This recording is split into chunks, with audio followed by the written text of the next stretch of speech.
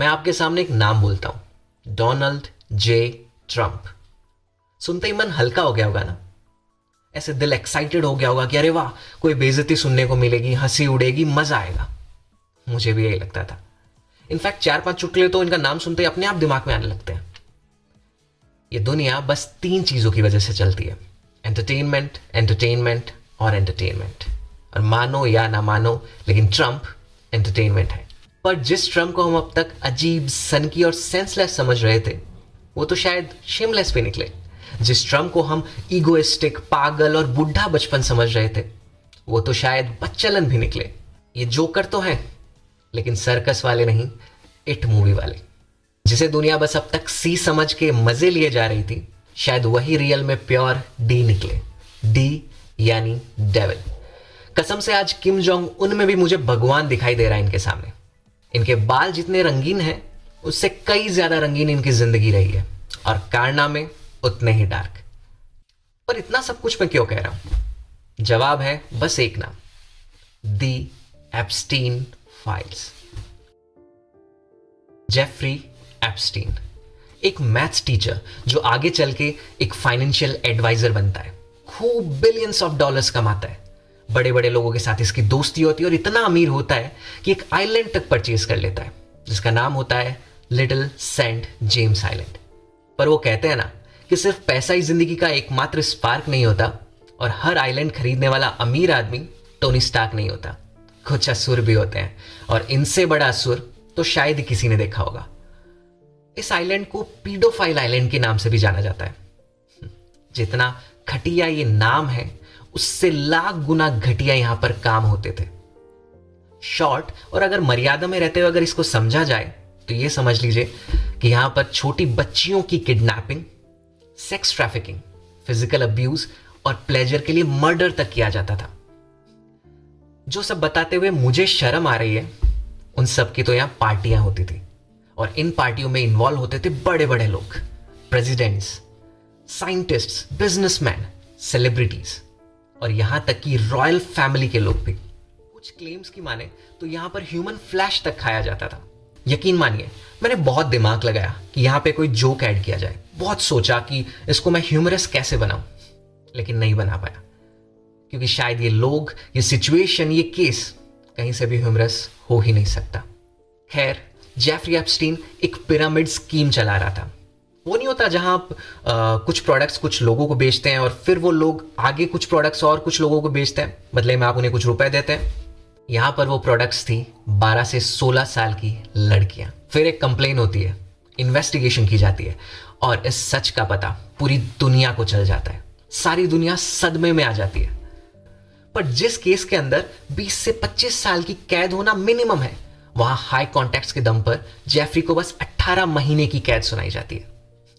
वो कैद भी इनके लिए किसी 5 स्टार होटल से कम नहीं थी, और वहां भी ये बस 13 से 14 महीनों बाद जेल से बाहर आ जाते हैं।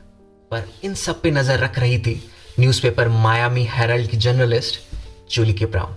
जहां आजकल की मीडिया अपने मुजरों की वजह से बदनाम है, वही जूली ने बताया कि ट्रू इन्वेस्टिगेटिव रिपोर्टिंग किसे कहा जाता है।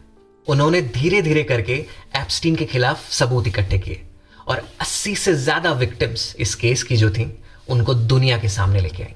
नतीजा, 2019 में एप्स्टीन को फिर से अरेस्ट कर लिया गया। पर इससे पहले कि उनके ऊपर कोई चार्जेस लगते, ये केस आगे बढ़ता, उन्होंने 10 अगस्त 2019 को जेल के अंदर ही सो कॉल्ड सुसाइड कर लिया।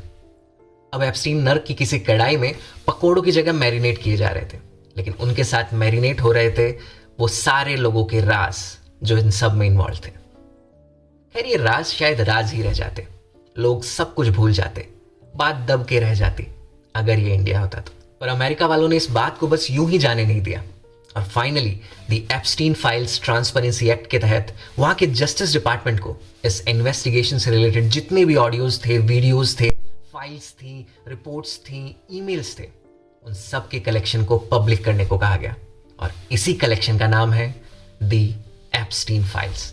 अब तक इन फाइल्स का 3.5 मिलियन पेजेस का मटेरियल पब्लिक किया जा चुका है, जिसमें कई चौंकाने वाले नाम, कई चौंकाने वाले वीडियोस और ईमेल्स सामने आए। Michael Jackson, Bill Clinton, Elon Musk, Stephen Hawking, England के प्रिंस एंड्रयू, और हम सबके प्यारे डोनाल्ड ट्रंप। इन सब का नाम फाइल्स में कई बार है। डोनाल्ड ट्रंप को तो यहां पर 4896 बार मेंशन किया गया। वैसे ये पहली बार होगा कि डोनाल्ड ट्रंप कहीं पर क्रेडिट मिलने पर रोए होंगे, ना मिलने पर नहीं। ट्रंप ने नोबेल पीस प्राइज का मोमेंटो तो जैसे तैसे हासिल कर लिया था, लेकिन सर्टिफिकेट रह गए थे। ये फाइल्स वही सर्टिफिकेट है। मुबारक हो ट्रंप साहब। वैसे ये फाइल्स कोई प्रूफ नहीं है, कोई सबूत नहीं है, ये बस इस केस का इन्वेस्टिगेटिव मटेरियल है। तो जिसका भी यहाँ पे नाम है उन्होंने पक्का ही कुछ किया है, ये जरूरी नहीं। लेकिन ट्रंप का यहाँ नाम है और ट्रंप ने कुछ नहीं किया है, ऐसा तो हम नहीं मान सकते। पर अब आ जाते हैं उस पंचायती के ऊपर जिसमें हम इंडिया वालों को सबसे ज्यादा इंटरेस्ट है। क्या मोदी जी का नाम भी यहाँ पे है? तो जवाब है हाँ। अब इससे पहले कि राहुल गांधी उन्हें फंसाने निकल पड़े और बाकी मीडिया वाले उन्हें बचाने निकल पड़े, ये जान लेना बेहतर होगा कि उनका नाम बस एक मेल में मेंशन्ड है। ये मेल एप्स्टीन ने कतर में किसी आदमी को किया था, मोदी के 2017 में इजराइल विजिट को लेकर। इसमें according to Epstein, Modi took advice and danced and sang in Israel for the benefits of US president। मतलब यूएस प्रेसिडेंट के बेनिफिट्स के लिए इजराइल में मोदी जी अनारकली बने हुए थे। सच्ची? कौन से गाने पर? अब एप्स्टीन की इन सब बातों में कितनी सच्चाई है, ये राज भी उन्हीं के साथ चला गया। बहरहाल मोदी जी के अलावा भी कई इंडियन पर्सनैलिटीज के नाम इस फाइल में, लेकिन किसी का भी नाम ऐसे डायरेक्ट रॉन्ग डूइंग के अंडर मेंशन नहीं है। वैसे ये नाम बड़े इंटरेस्टिंग है।